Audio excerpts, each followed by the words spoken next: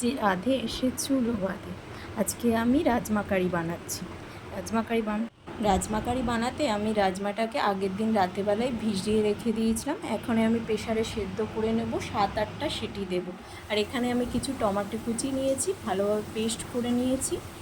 এরপরে আমি এখানে রাজমাটাও আমার সেদ্ধ হয়ে গেছে ভালোভাবে। এরপরে আমি কড়াই বসিয়ে দেবো। কড়াইতে আমি কিছু তেল অ্যাড করেছি পরিমাণ মতো। এর মধ্যে আমি গোটা জিরা, তেজপাতা, শুকনো লঙ্কা ফোড়ন দিয়েছি। ইউটিউবে আমি রান্নাটা দেখে শিখেছি, কিন্তু আমি রান্নাটা নিজের মতো করেই করছি। আচ্ছা, এখানে আমি কিছু টমেটো পেস্ট যেটা করে রেখেছিলাম সেটা আমি অ্যাড করে দিলাম। এখন এটা আমি ভালোভাবে মশলা কষাবো। আচ্ছা, কিছু আমি আদা বেটে রেখেছিলাম, ওটাও আমি দিয়ে দিলাম। আদাটা আমি তেলে দিইনি, তাহলে আদাটা যে আছে পুড়ে যেত। এর সঙ্গে আমি কিছু টমেটো কুচিও অ্যাড করে দিয়েছি। আচ্ছা, কিছু মানুষ আছে আপনার রূপ দেখে আপনার গুণের বিচার করবে। আচ্ছা, এমন কথা আমি কেন বলছি এই জন্যই, আমার অফিসের কিছু সহকর্মী আমাকে সবসময় বলে যে আমি যেন রান্না একদম পারি না। তাই আমি ভাবলাম আজকে একটু রান্না করে একটু ভিডিও বানিয়ে ফেলি।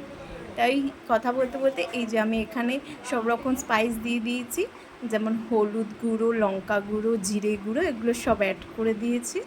দিয়ে আমি ভালোভাবে এটাকে কষাবো, মশলাটাকে ভালোভাবে কষাতে হবে। আমি রান্না অনেক ইউটিউবে দেখি, কিন্তু রান্নাগুলো আমি নিজের মতো করেই করি। আর যেমন আমি রান্না করি মোটামুটি আমি খাওয়ার যোগ্য মতো তো রান্না করেই ফেলি। আচ্ছা, এরপরে আমি এখানে কিছু প্রথমে ভুলে গেছিলাম লবণ অ্যাড করতে, তা লবণ অ্যাড করে ফেললাম।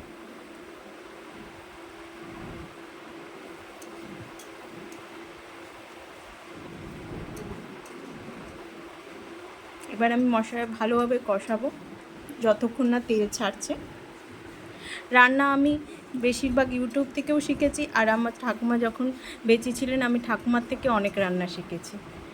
আমার রান্নাকে আমার বাবা মা তো অনেক আমার প্রশংসা করে, বলে অনেক ভালো হয়েছে। আচ্ছা, এখানে আমি একটা ভাজা মশলা অ্যাড করেছি।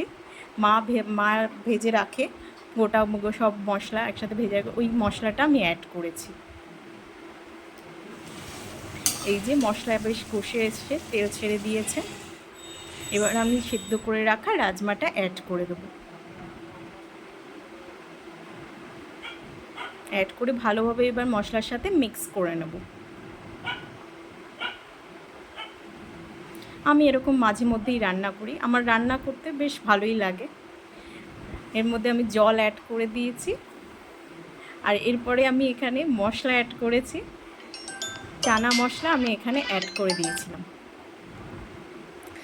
আচ্ছা, এখানে আমি ছোট্ট একটু কিউব মতো মাখন অ্যাড করেছি। তারপরে এখানে আমি গরম মশলা দিয়ে দিচ্ছি।